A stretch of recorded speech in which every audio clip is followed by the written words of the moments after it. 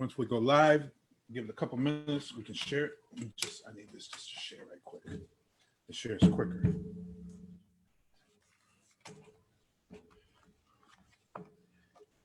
Cool. All right, we are live, family. Shalom Yasharallah. I'm your host tonight, Abraham Yasharallah from Kingdom of Israel, United Worldwide. Tonight, we're going to be talking about world history according to the Bible. We're going to deal with race, relations, and racism.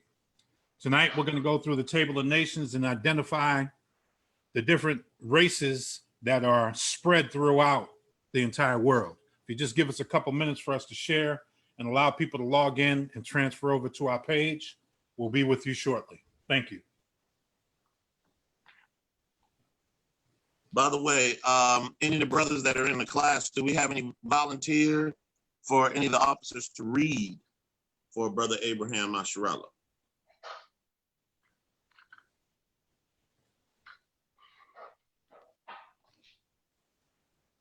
For any of the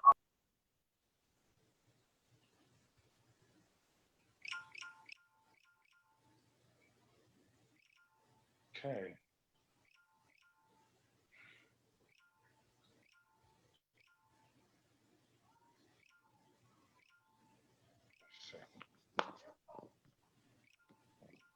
Yeah. I don't know.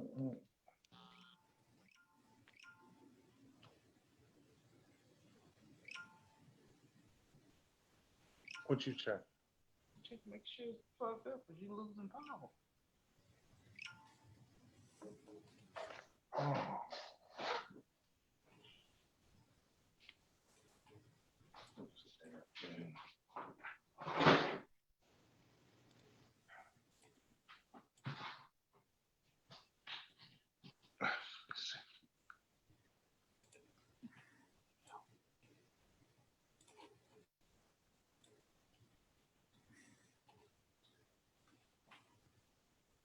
Shalom, family. Shalom, shalom, shalom. Do we have any readers? Do we have any volunteer for any readers?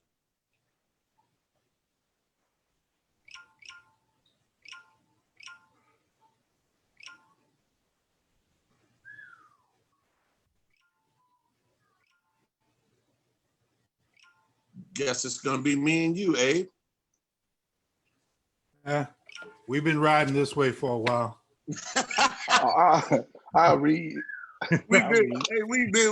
You sure right. You sure You know right. how it go. Sometimes we got to read for ourselves. You know, we get in where we fit. We've been riding this way for a while. Almost finished sharing that platform. Count. All praise, brother Levi. I'm not gonna work you that hard tonight. You're gonna do it. Okay. And we'll work through the pronunciations because chapter 10 has a lot of different dialects and language. So we'll work through that. Again, Shalom family. I'm your host, Abraham Yasharallah from Kingdom of Israel, United Worldwide. Tonight, we're going to talk about world history according to the Bible. We're going to talk about race, relations, and racism. We're going to get into it because there's a lot of hoopla going on out in the world today about who are the original Jews, who are the real Jews, and who are the real anti-Semites. So I think it's important as we go back into the Bible and begin to look at the different nations that the Most High put here and really find out who's who in the world. It's not that hard. It takes a little bit of study, a little groundwork. You got to go back and know a little bit of history, have the Bible, and have some good understanding and ask the Most High to open your understanding and keep these law, statutes, and commandments so the Ruach can guide you as you continue through this path. So tonight, we're going to start right at Genesis chapter 10. Take a minute. Everybody go to our page, like, share, and subscribe. If you're listening to us tonight on Facebook, you're not part of our listening audience usually, go ahead and subscribe to our channel so you can get the updates of any of our broadcasts, of our teachings. If you don't have a home where you feel that you have a good platform to study with, you can always join us here on Tuesday nights and Friday nights and Saturdays. We have a Tuesday night Bible study. We have a Friday night Shabbat and a Saturday Sabbath service. If you don't have a home and you think about joining a congregation, we're based in the Texas area, but we do have affiliates all throughout the known world. So hit us in the messages, or you can send us a DM, or you can email us at Kingdom of Israel United Worldwide at gmail.com. You can leave us a link on our page. There's also a phone number so you can reach out to Captain Chazael. He will direct you to your local officer. And tonight, let's go ahead and get into it. World history according to the Bible. Race, relations, and racism. Let's go right to Genesis chapter 10. Let me get there too so I understand what I'm talking about. Salakia, who's reading for you? Did I hear Levi step up? Yeah. Yes, sir, brother. You got me. All praise. Yeah. Yeah, so we're going to go right to Genesis chapter 10, and we're going to read all the way to 32. Come. All praise. This is the book of Genesis, chapter 10. Now these are the generations of the sons of Noah: Shem, Ham, and Japheth.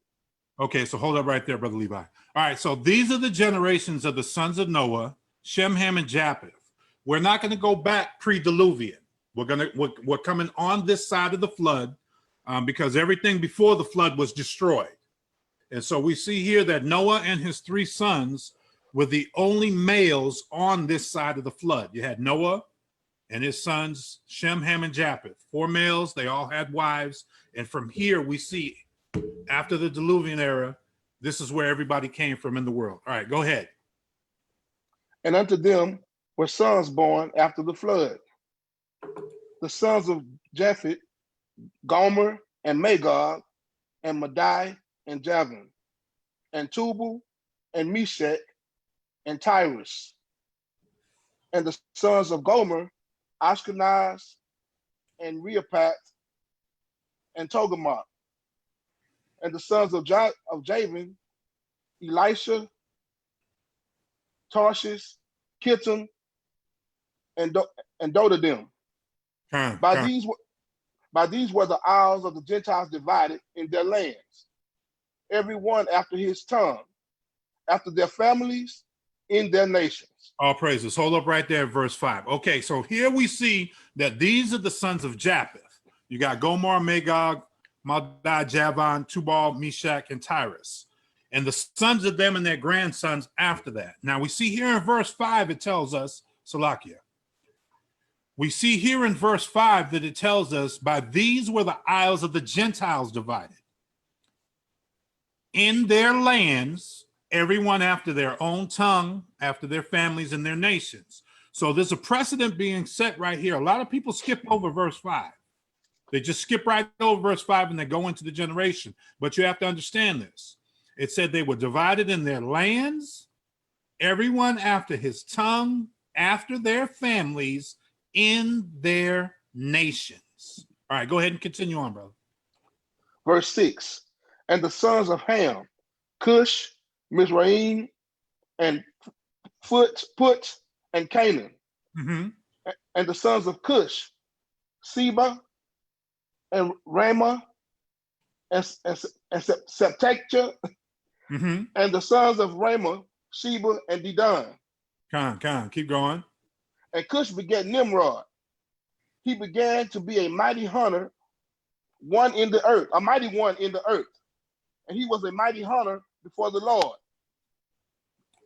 Mm-hmm. Wherefore, it is said, even as Nimrod, the mighty hunter before Yahweh, and the beginning of his kingdom was Babel and Erech and Akkad and Cana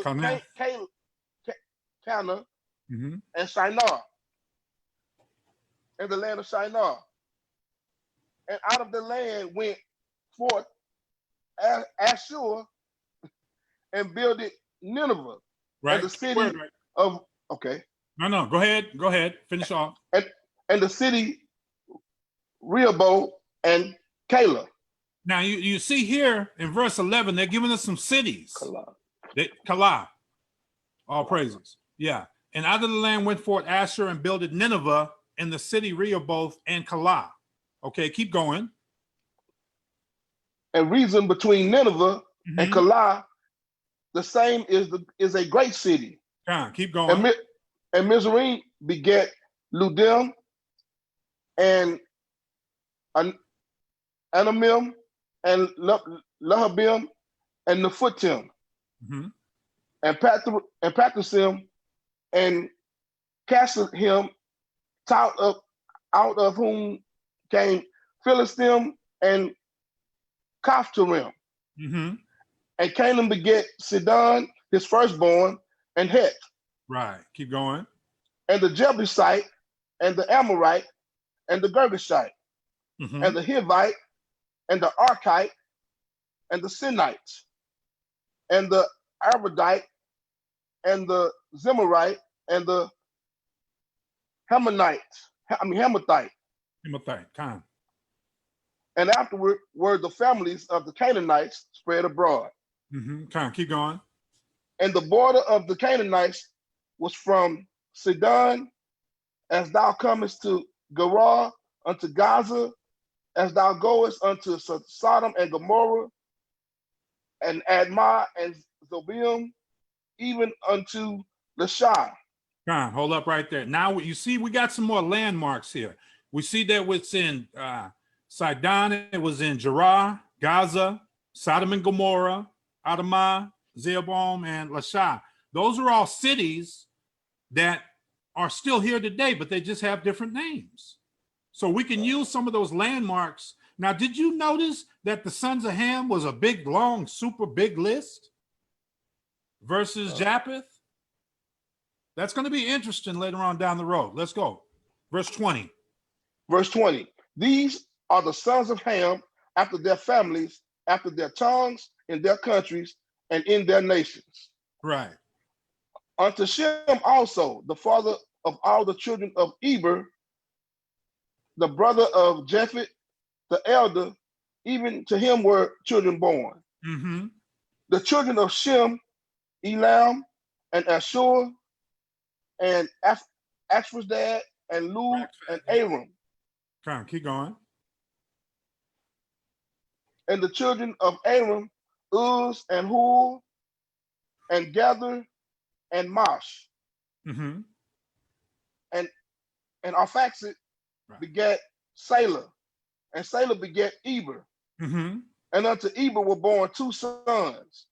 The name of one son was Peleg. Right. For in his days was the earth divided, and his brother's name was Joktan. And Joktan begat Almodad and Sheleph, and Hazarmaveth, and Jerah. Keep going.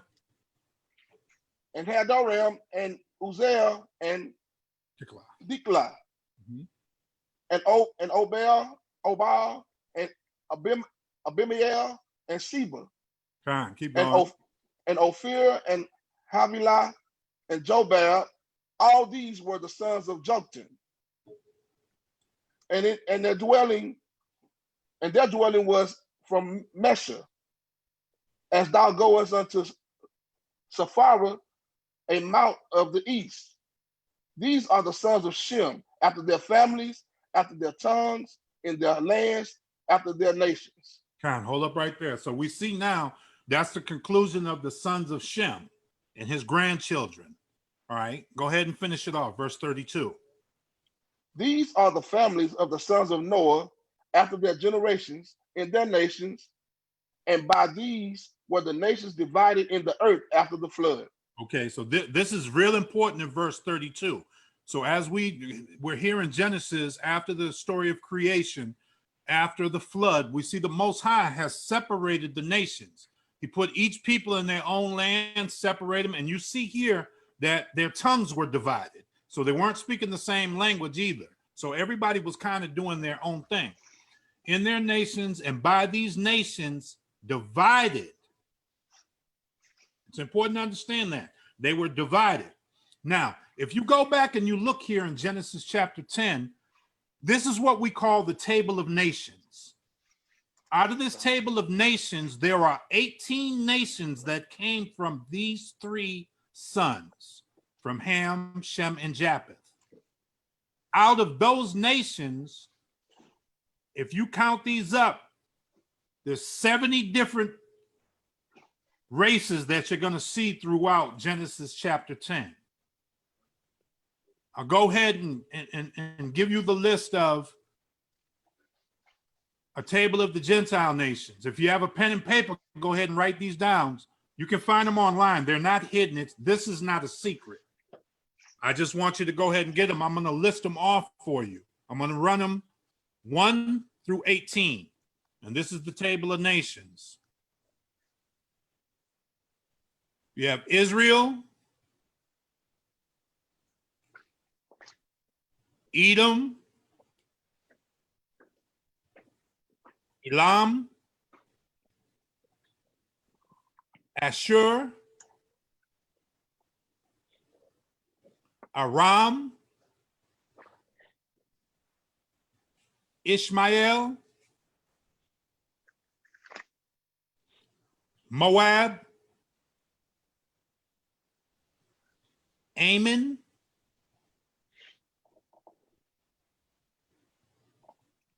Cush,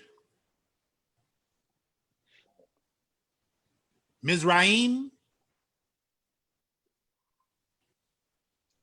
Phut,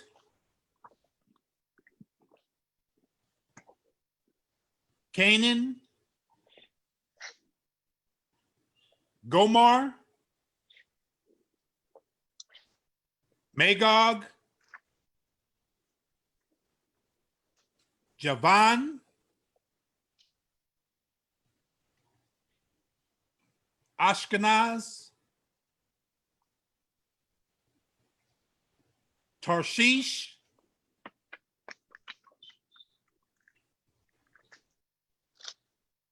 and Kittim. That's the table of nations. There are 18.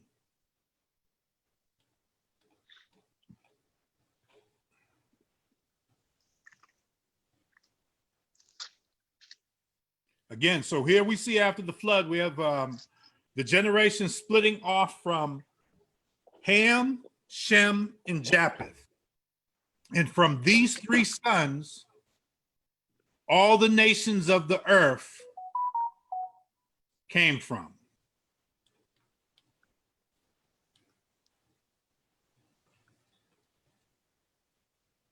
I'll give y'all a chance to write that down. Everybody get that. The table of nations. In Genesis chapter 10, this will tell you the beginning of the start of the families of the earth. Okay, now as you begin to break down the sons of Shem, Ham, and Japheth, the descendants of Shem are what we call Semites. The descendants of Ham are what we call Hamites. The descendants of Japheth are what we call Japhethites. And from these different races came all the races of the world today. You heard from Shem, there was Elam, Ashur, Araxphad, Eber. Eber is important because that's where we get the word Hebrew from. And if you remember, and we're going to get into that a little later, that's where Abraham came from. Peleg, Reu, Serug, Nahor, Terah, down to our patriarch Abraham. And then Abraham had Nahor, Haran, and then that was Lot. So from the children of Lot came a race of people. You got Lud, Aram. And so don't forget Cush, comes from Ham. Then you got Nimrod, comes from Ham. Mizraim comes from Ham. Foot comes from Ham, and Canaan. Those are similar terms that you're going to hear. Now, this is going to be a real simple study because a lot of times we read through the Bible and we don't really pay attention to when we hear the Canaanites or the Jebusites or Israel or the different nations. So tonight we're just going to start real simple, go through some of the simple things. So now that when you're reading through the Bible, you can understand that, oh, when Israel was being oppressed and they were fighting against the Jebusites, who were the Jebusites? Who were the Canaanites? You know, it seems very simple, but a lot of people don't know these different nations. All right, so I'm going to give you a couple of them, and then we're going to get into a study. Let's start with Ham. If you got a pen and paper, write it down. If not, you can always go back and listen to the video. From the children of Ham, you got Cush. Cush are the Ethiopians.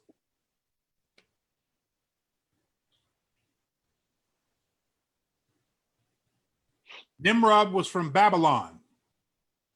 Nimrod, Babylon, Babylonian. Mizraim, Egyptian.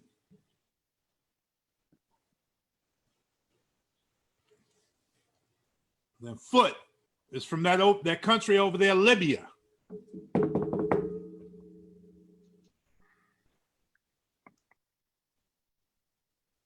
And then Canaan is all them ites. When you hear it, them Hittites, Jebusites, Amorites, Girgashites, Hivites, those are all African nations. And I say the term African, not so-called Negro. These are all so-called African nations.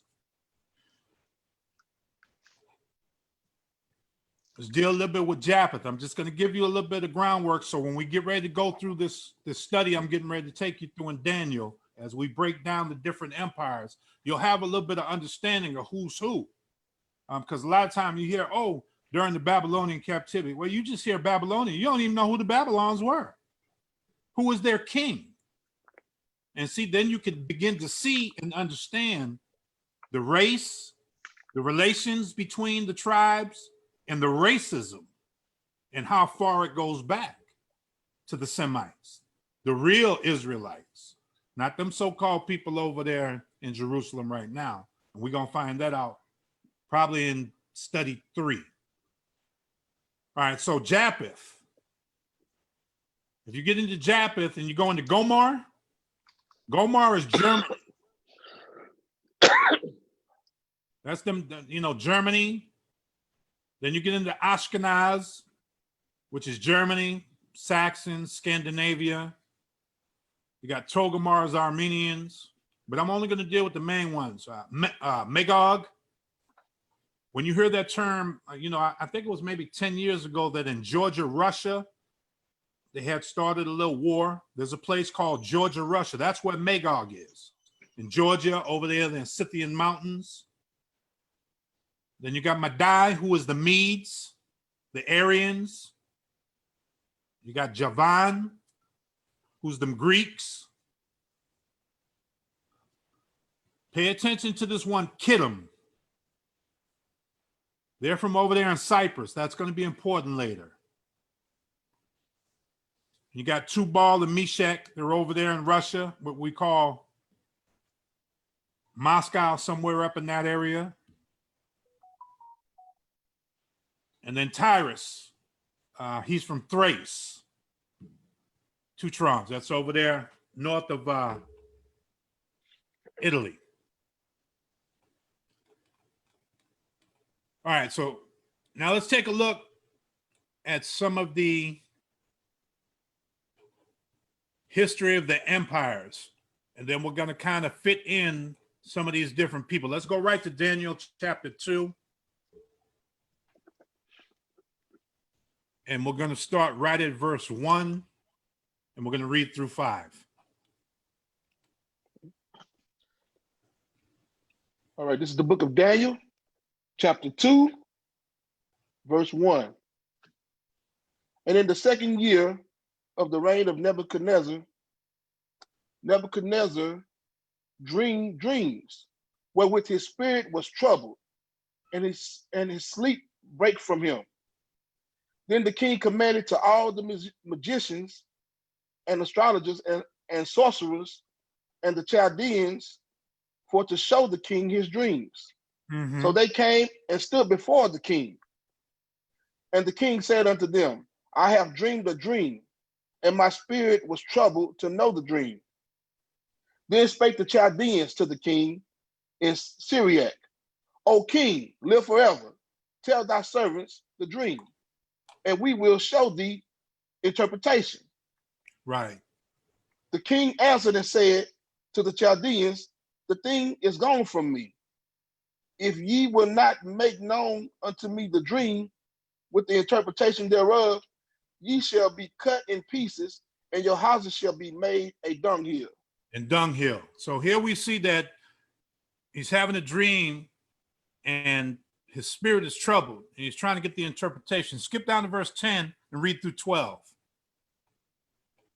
At verse 10, the Chaldeans answered before the king and said, there is not a man upon the earth that can show the king's matter.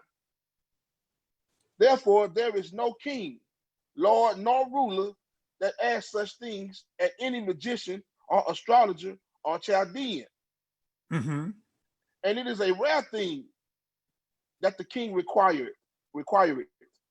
And there is none other that can show it before the king, except the gods, whose dwelling is not with flesh. Mm-hmm. Keep going. For this cause the king was angry and very furious, and commanded to destroy all the wise men of Babylon. All right, so hold up there. So now you have an understanding of who the Chaldeans were. The Chaldeans were Babylonians. So if you know who the Babylonians are, you can trace that back to who is the original father of the Babylonians. Skip down to verse 25. We're not going to read all of it. To get a complete understanding of the prophecies of Daniel 2, you guys can go ahead and read through the whole chapter. I'm going to skip through it just to get some key points out of here. Go ahead and read 25 through 44. Verse 25. Then Arioch brought in Daniel before the king in haste, and said thus unto him, I have found a man of the captives of Judah. Stop right there. Will Stop right there. Okay, so here I'm setting up the understanding. You have the Chaldeans who were Babylonians. Here in verse 26, 25, they said they have a captive of Judah. Okay, we're going to go back later and figure out who the children of Judah is, so we can bring it up into here. But I want to get the first captivity, and we're going to weave in who is who, so you can get an understanding. Go ahead. Captives of Judah that will make known unto the king the interpretation. Mm-hmm. The king answered and said to Daniel, whose name was Belshazzar, art thou able to make known unto me the dream which I have seen, mm-hmm. and the interpretation thereof? Daniel answered in the presence of the king and said, the secret which the king had demanded cannot the wise men, the astrologers, and the magicians, and the soothsayers show unto the king?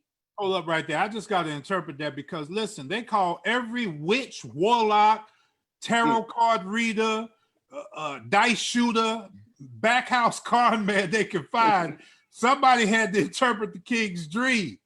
And you always notice the only people that can really interpret these dreams in the Bible is the prophets of the Most High. That's Even right. in captivity, he allowed them to interpret the dreams of their enemies. Go ahead. But there is Elohim in heaven that revealeth secrets, and make known to the king Nebuchadnezzar what shall be in the latter days. Thy dream and the visions of thy head and upon thy bed are these. As for thee, O king, thy thoughts came into thy mind upon thy bed, what should come to pass thereafter. And he that revealeth secrets make it known to thee what shall come to pass.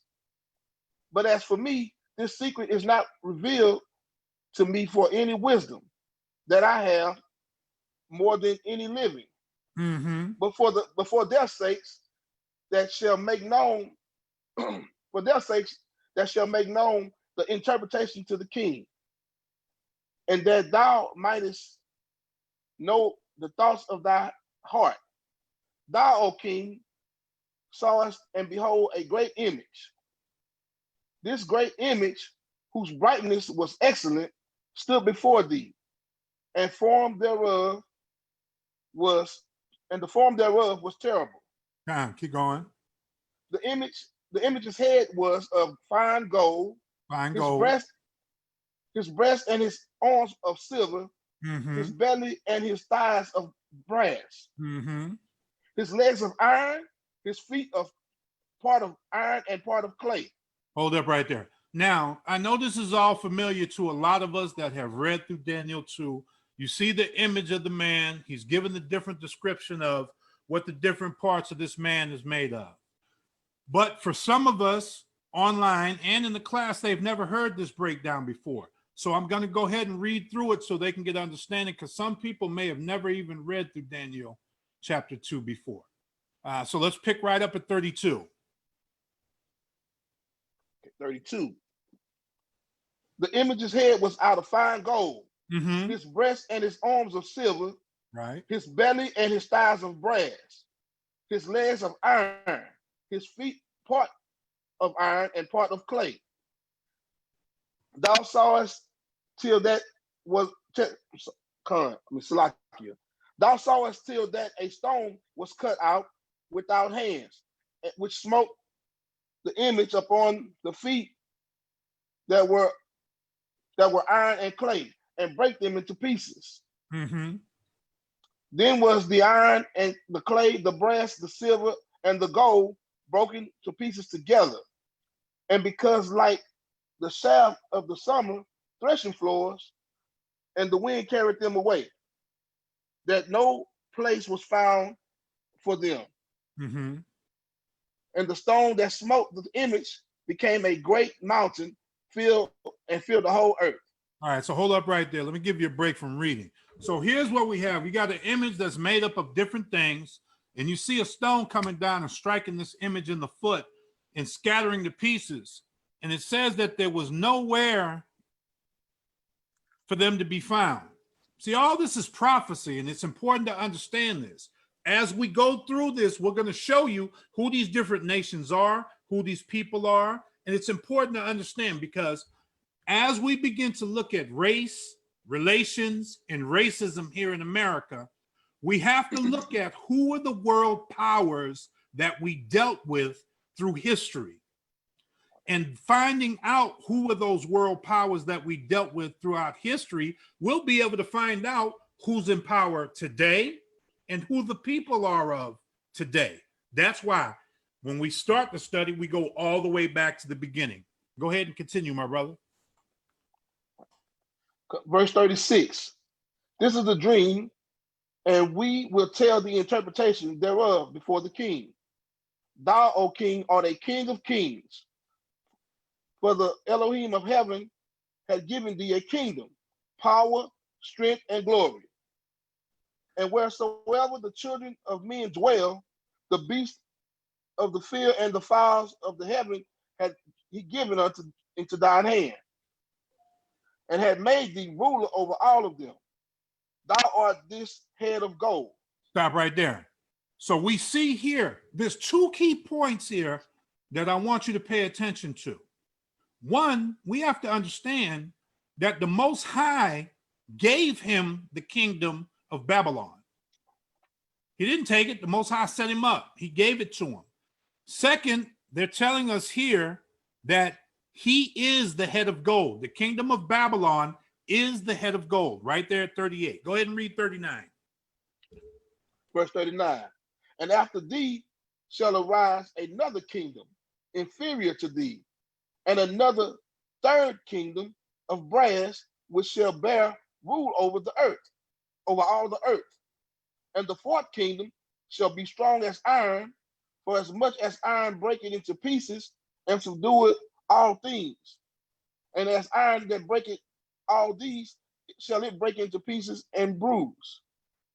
And whereas thou sawest the feet and toes, potters of clay and part of iron, the kingdom shall be divided, and there shall be in it of the strength of iron, for as much as thou sawest the iron mixed with the miry clay. Keep going. And as the toes of the feet were part of iron and part of clay, so the kingdom shall be partly strong and partly broken. Keep going.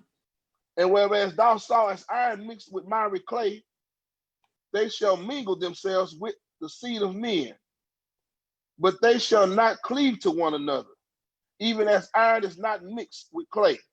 And in the days of the kings shall the Elohim of heaven set up a kingdom which shall never be destroyed, and the kingdom shall not be left to the other people, but it will break in pieces and consume all these kingdoms, and it shall stand forever. All praises. Now, you got to understand this. Listen, there's some key words here at the end. Verse 44, it says, in the days of these kings.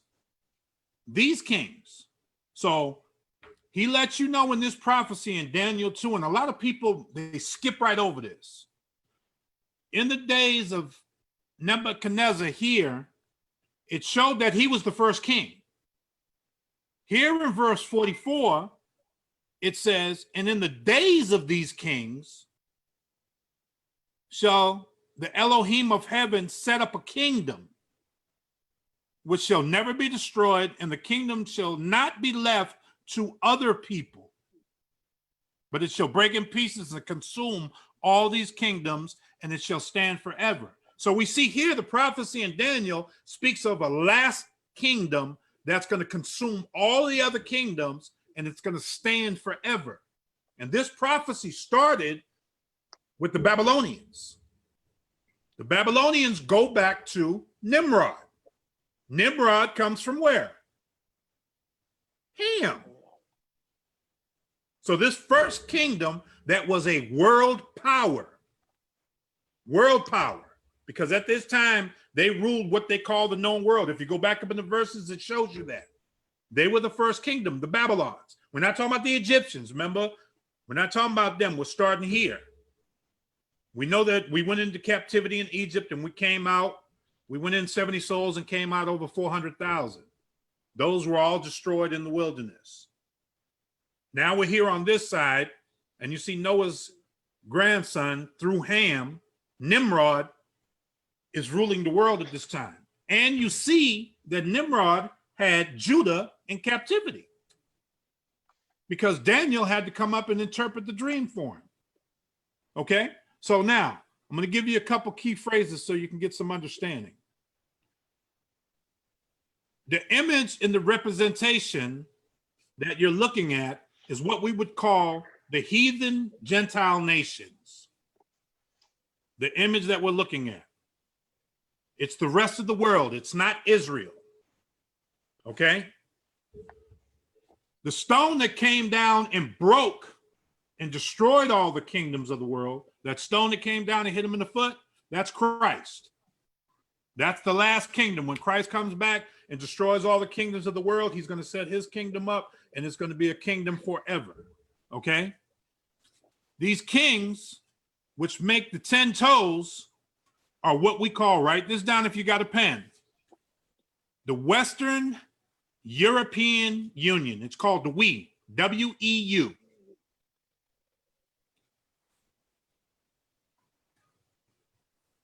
The mountain that we see in this prophecy is the government.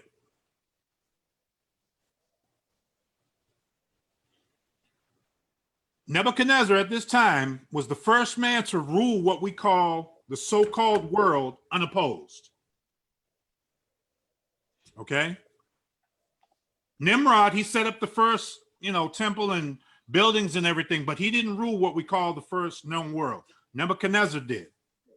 Same thing with Egypt. Egypt only ruled over there by Egypt. Had other kingdoms. But at this time of the Babylonians ruled what we call the known world.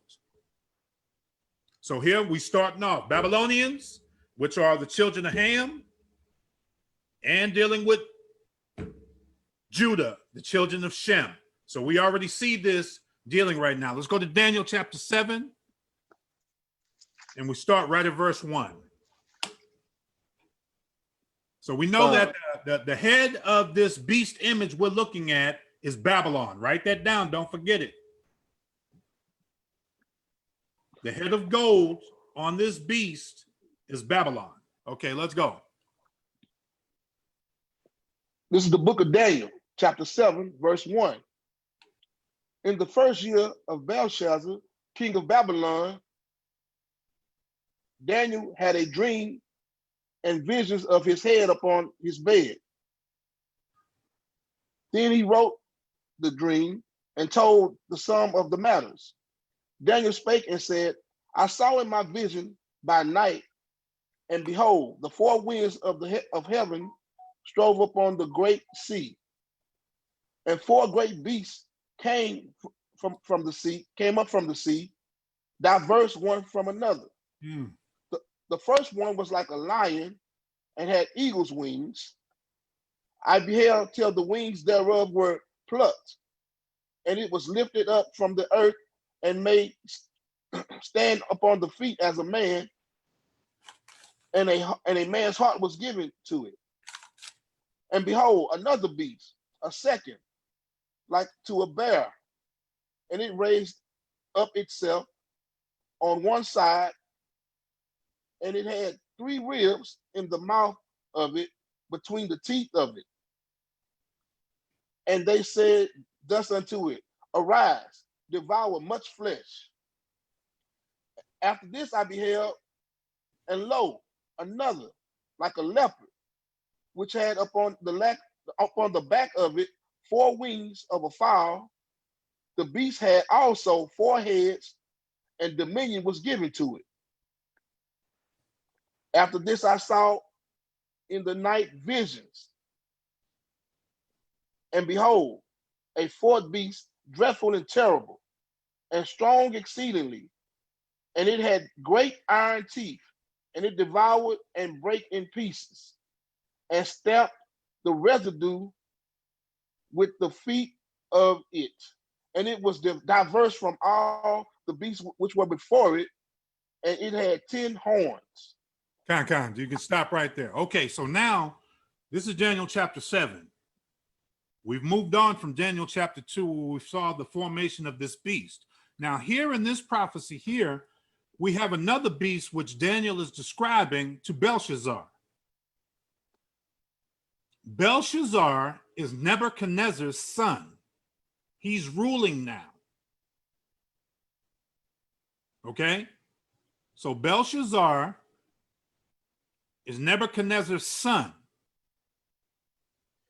And here we're talking about the 4 beasts of what we would call the Gentile heathens. The first one was the lion. And I'm going to give them to you now. If you got a pen, you can write them down. The first one was the lion. That's Babylon.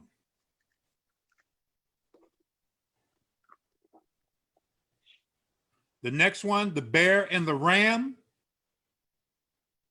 Those are the Medes and the Persians, Russia and Iran.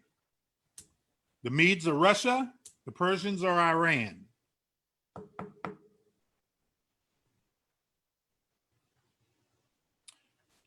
The leopard and the goat, the third beast, is Greece.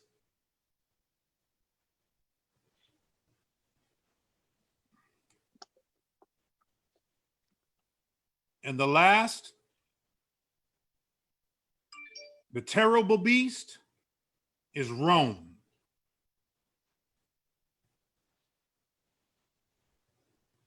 The 4 beasts of the Gentile dynasty, the heathen nations. Number 1 is the lion, which is Babylon. Number 2 is Russia and the Persians. That's Iran and Russia, the Medes and the Pers. That's the bear and the ram. The leopard and the goat is Greece, and the terrible beast is Rome. All right, let's go into Daniel chapter 5. Let's skip down some and let's read 1 through 7. I'm not going to keep you too long. I'm going to just lay some groundwork tonight where we can begin the separation and see where all these different nations come into play in power in the world and who they are. Next week, we'll go through and see where these nations came from. Who were their descendants from Ham, Shem, and Japheth that turned into these nations? Let's go to Daniel chapter 5 and verse 1 through 7. Con. This is the book of Daniel, chapter 5, verse 1. Belshazzar, the king, was made a great feast to 1,000 of his lords, and drank wine before the 1,000. Belshazzar, while he tasted the wine, commanded to bring the golden and silver vessels which his father Nebuchadnezzar had taken out of the temple which was in Jerusalem, that the king and his princes, his wives, and his concubines might drink therein. Stop right there. Now you see here, we're still talking about slavery. Nebuchadnezzar's already died. This is his son, Belshazzar, who still got Daniel in jail. So Daniel's still in jail interpreting dreams. Now he calls for our precious pieces that were in the tabernacle to make mockery of them and let everybody drink out of them, do what they want with them. All right, go ahead, continue on. Verse 3. Verse 3. Then they brought the golden vessels that were taken out of the temple of the house of Yahweh, which was at Jerusalem. Jerusalem, they give you a location. Hold up. I'm going through slow. I know it's real basic. And this is like 1, 2, 3, 4, A, B, C, D. But I promise you, there's some people that haven't put this together. I want you to understand this. We're still talking about the Babylonians. We're still talking about Daniel was from the tribe of Judah. He was placed in slavery. Nebuchadnezzar died. This is his son, Belshazzar. We see that they took all the stuff out of our temple. So that means they destroyed us. As a nation, we're destroyed here. We're in slavery by the Hamites. And you see, it tells you that where they took us from was Jerusalem. It says it right here in black and white. They took it from Jerusalem. Okay? So all these things, when you put them together, you'll see it at the end and find out beyond a shadow of a doubt who's who in the Bible. All right, continue on. And the king and his princes and his wives and his concubines drank in them. They drank wine and praised the gods of gold and silver, of brass, of iron, of wood, and of stone. Hold up right there. Now, I just got to throw a little shot to these dum-dums because they're praising the God of gold and silver and all these different things. Why they didn't praise the God from the temple they went tore down and got all this stuff from? They didn't think the Most High was the supreme God because this is where they got all the stuff from. But they're going to start praising the God of gold and silver. They've been off. Go ahead. In the verse 5, in the same hour came forth fingers of a man's hand and wrote over against the candlestick of the plaster of the wall of the king's palace. And the king saw the part of the hand that wrote. Then the king's countenance was changed, and his thoughts troubled him, so that the joints of his loins were loose, and his knees smote one against another. The king cried aloud to bring in the astrologers, the Chaldeans, and the soothsayers. And the king spake and said unto the wise men of Babylon, whosoever shall read this writing and show me the interpretation thereof shall be clothed with scarlet and have a chain of gold about his neck, and shall be the third ruler in the kingdom. Then came in all the king's wise men, but they could not read the writing, nor make known to the king the interpretation thereof. Verse Then was 25. the king, oh, verse 25. Go ahead. Yeah. Okay. Verse 25. And this is the writing that was written. Mene, Tekel, Upharsin. This is the interpretation of the thing. Mene, Yahweh had numbered thy kingdom and finished it. Tekel, thou art weighted in the balances and art found wanting. Perez, thy kingdom is divided and given to the Medes and Persians. Then commanded Belshazzar, and they clothed Daniel with scarlet and put a chain of gold about his neck and made a proclamation concerning him that he should be the third ruler in the kingdom. Keep going. And in that night was Belshazzar, the king of Chaldeans, slain. King of the Chaldeans slain. And Darius the Mede took the Median took the kingdom, being about 62 years old. Now hold on right there. Now look at this, man. The Most High then took Daniel, brought him before the king Belshazzar. Remember, he was drinking out of the Most High's cups earlier, mocking him, talking all that real slick stuff. And he allowed Daniel to come and give him the interpretation. Let him hear it and then put him to death. So now we see in verse 31, here goes Darius, the kings of the Medes, took over the kingdom, being about 62 years old, 32 years old.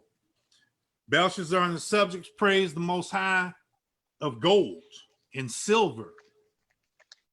And so the Most High put him to death. And so Darius inherited the Babylonian kingdom. And you know what? He didn't even have to go to war. All he had to do was kill the king. So you see in your captivity, and this is just, we could go off into another lesson here. You see in your captivity, when you think you're the one in jail, look for the Most High to use you, because you see here, the Most High used Daniel and exalted him to a place of authority, just like he did in Egypt. He always raises up prophets in the kingdom that we are enslaved in to do what the Most High says. And it's important for us to understand that here in these end times. We're going to deal with a little bit of that later. Let's go into 2 Chronicles chapter 36 right quick. And I promise I won't keep you too long. I'm just giving you some groundwork of the kingdoms, who were the rulers, so we can see who the people were. You will see a consistent theme through all of this, that Judah and the Israelites were always in slavery. There won't be no doubt at the end of this lesson, which will be later on, you would continually continue to hear that it's always going to be the Israelites that are in slavery. So at the end of our lesson, when we finish this series off, you'll know beyond a shadow of a doubt what nation is what and who's running stuff today. 2 Chronicles chapter 36. Let's start right at 11. We're going to read to 13. This is the book of 2 Chronicles, chapter 36, verse 11.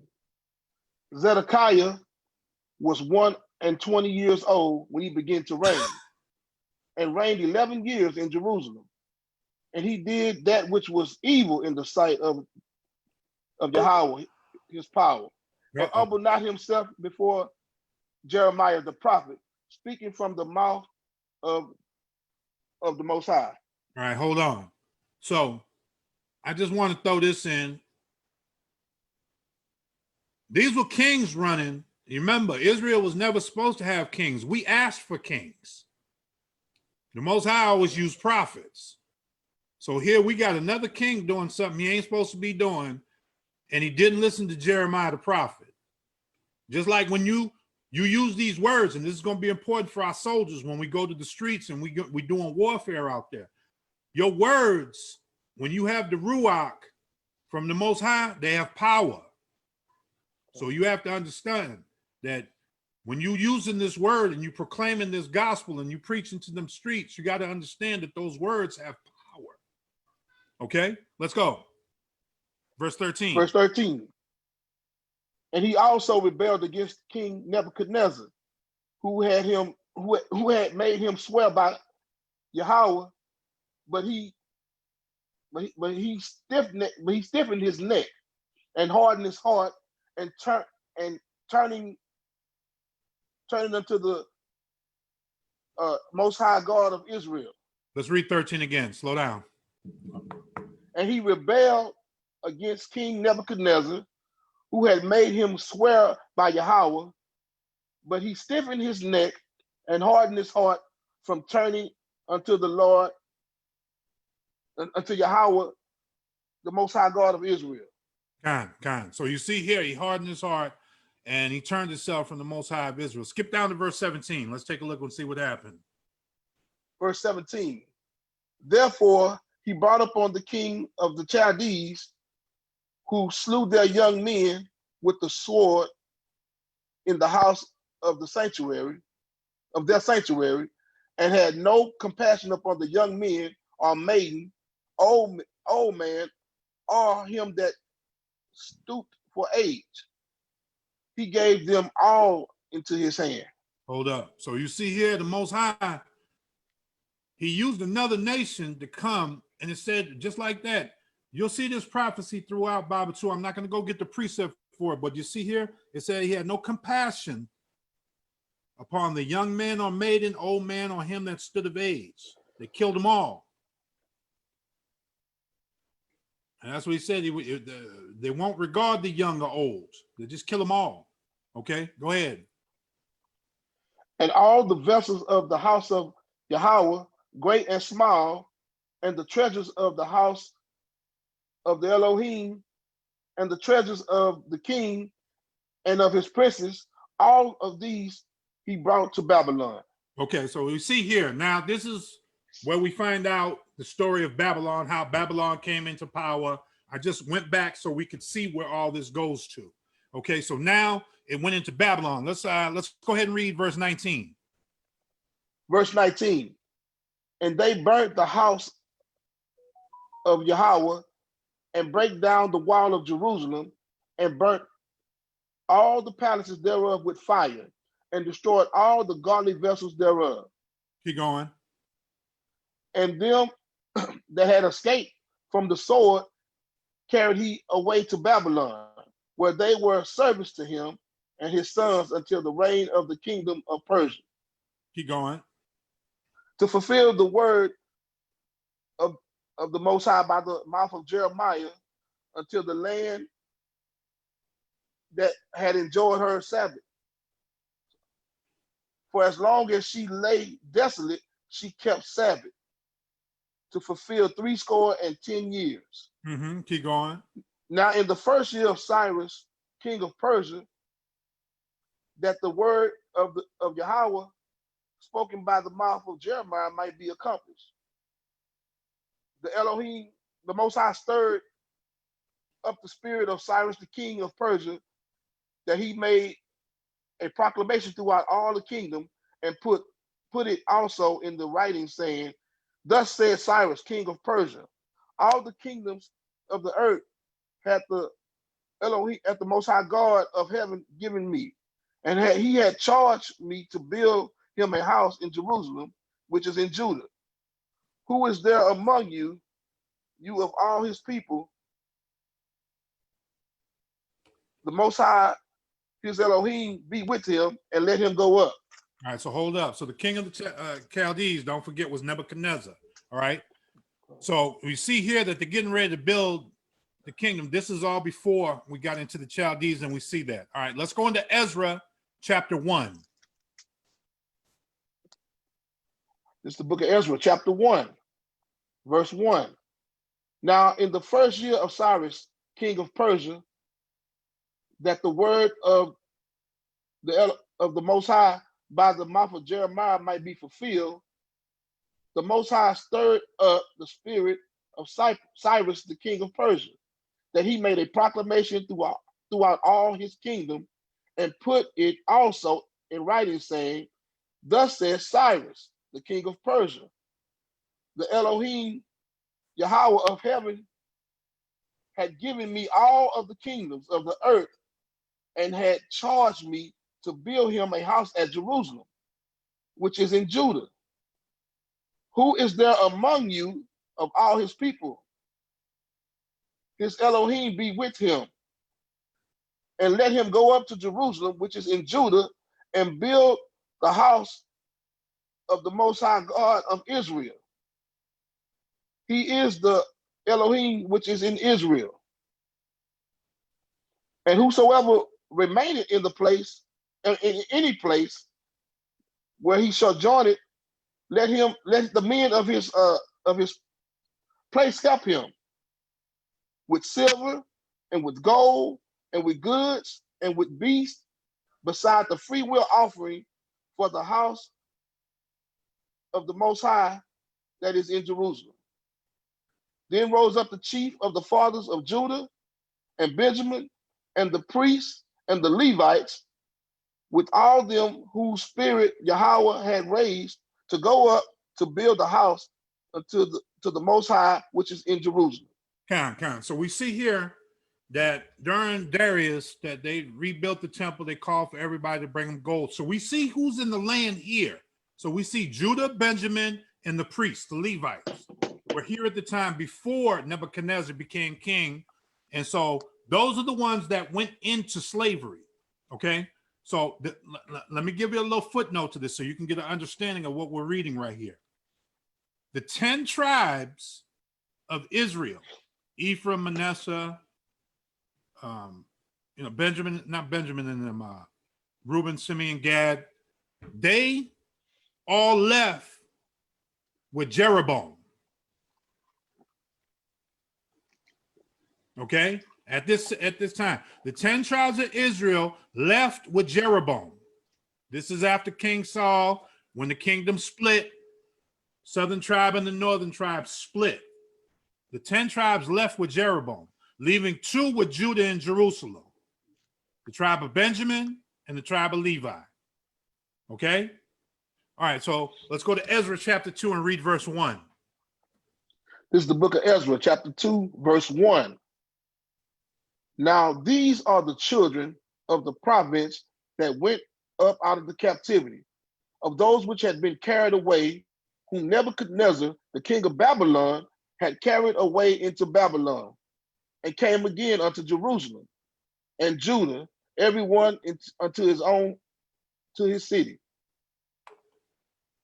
which came with Zerubbabel, Jeshua, Nehemiah, Sariah, Realiah, Mordecai, Bilshan, Mispah, Bilvi.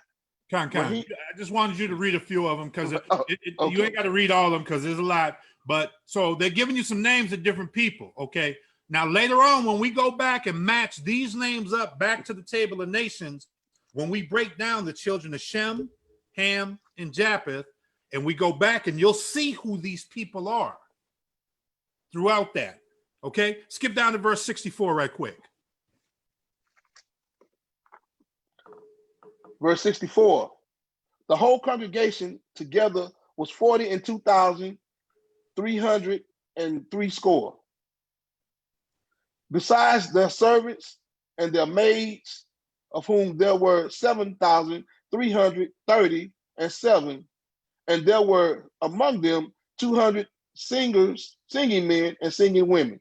Yeah, so I'm just trying to give you an idea. Now I want you to understand this. This is back 550 to 539 BC. King of Persia, 537 BC was the temple rebuilt. 42,000, right about 42,000 people were here at this time. That came here out of the Judah, Benjamin, and Levi. Okay, so let's do a recap.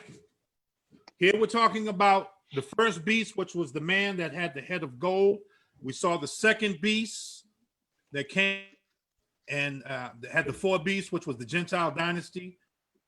being Babylon, Iran and Russia being the Persians and the Medes, the leopard and goat being Greece, and that last terrible beast is Rome. Okay, so you see that King Darius, and then Nebuchadnezzar, and then Belshazzar.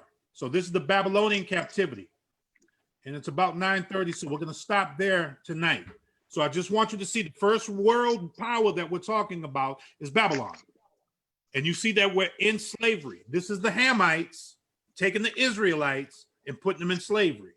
Now, after we run through all the kingdoms, I'll go back and we're going to match the names with the people so you can have an understanding.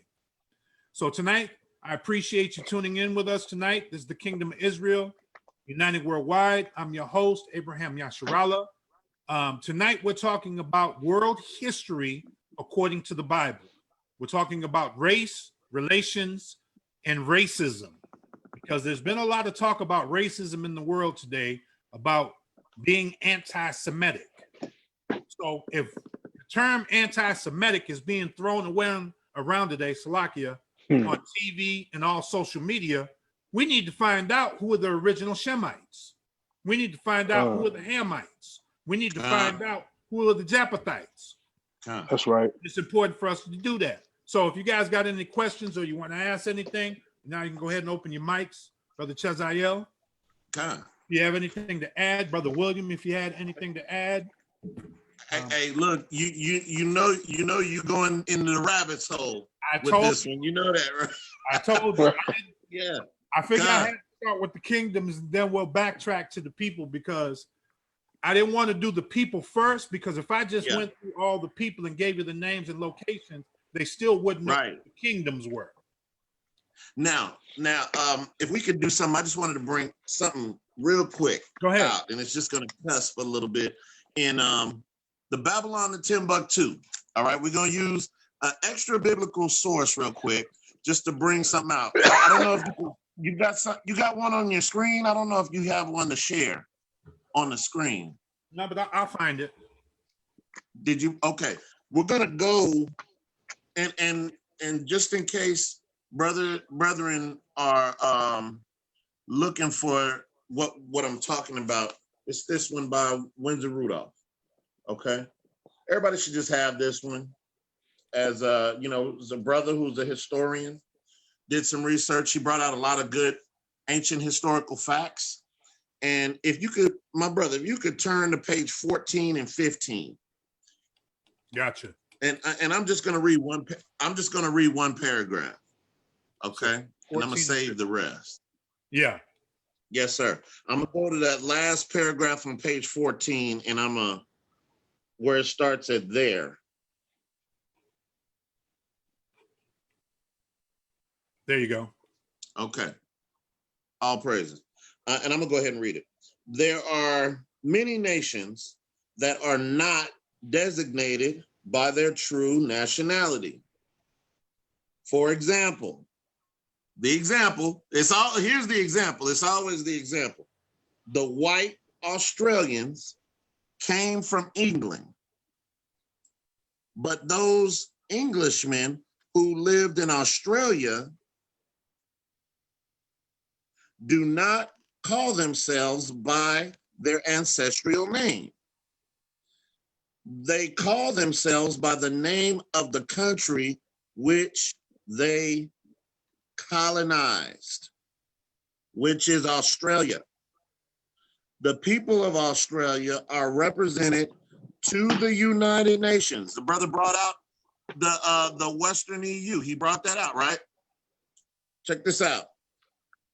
The people of Australia are represented in the United Nations by the name of their nation, Australia, and not under their ancestral name, England. These people have always hid their nationality, and that's why it's important what the officer's doing right here and going into this is bringing out who they are, because who they are in the Bible is not who they say they are. Just like who we are in the Bible is not who they tell us we are. So that was all I wanted to bring out. Like we said, you're going to the rabbit hole. I just wanted to bring that out real quick. And that whole page right there, if you keep reading, it goes into the Hamitic nations. What you just brought out is confirming exactly what you just said about Shinar and about the Hamites and Babylon and all of that. So if y'all can read that whole page 4 times. I'm not gonna read the whole page, but it breaks it all down. And you know, they can't hide. They can't hide their identity. So great lesson, my brother.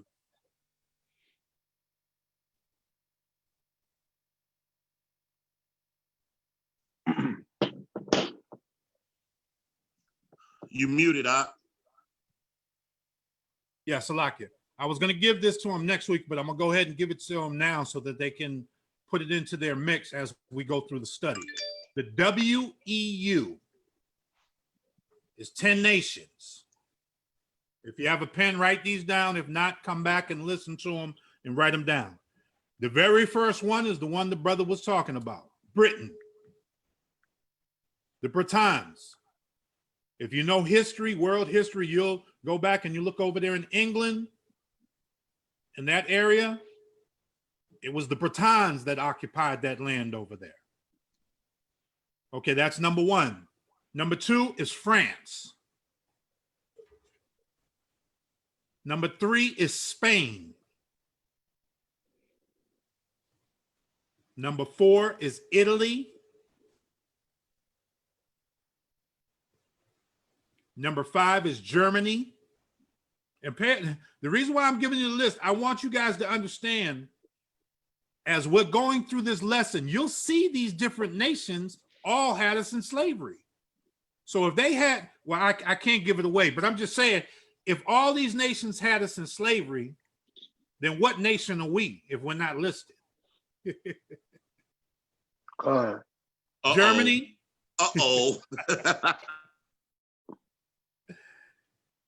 Then Greece is number 6.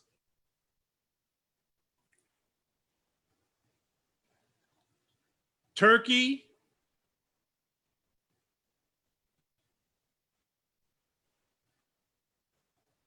Syria.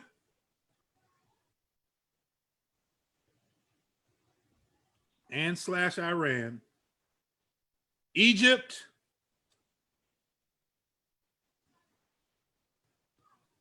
Iraq.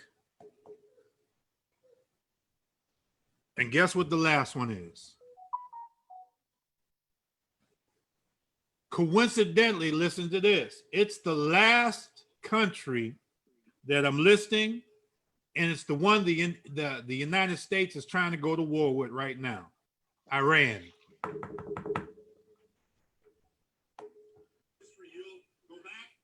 10 toes down. 10 toes down. So crafty council right there. Right there. Council. Western European Union. Okay. So next week we're going to get back into Daniel 7. We'll go into 8. We'll start to look at the Medes and Persians, find out what people they were and who they were according to the Bible. And we're going to find out who all these beasts were. We'll find out who this beast was that stood as a man with a head of gold. We'll find out who this beast was that had the body of a leopard and wings. We'll also find out who this beast was that came on Revelations. And we'll tie all these to the nations so that you can see who those people are today and who they're not. And then you'll also be able to see by the process of elimination who the children of Israel are throughout the world today. And with that, I'll say shalom. Again, I am Officer Abraham Yasharallah with Kingdom of Israel United Worldwide, and I bid you shalom.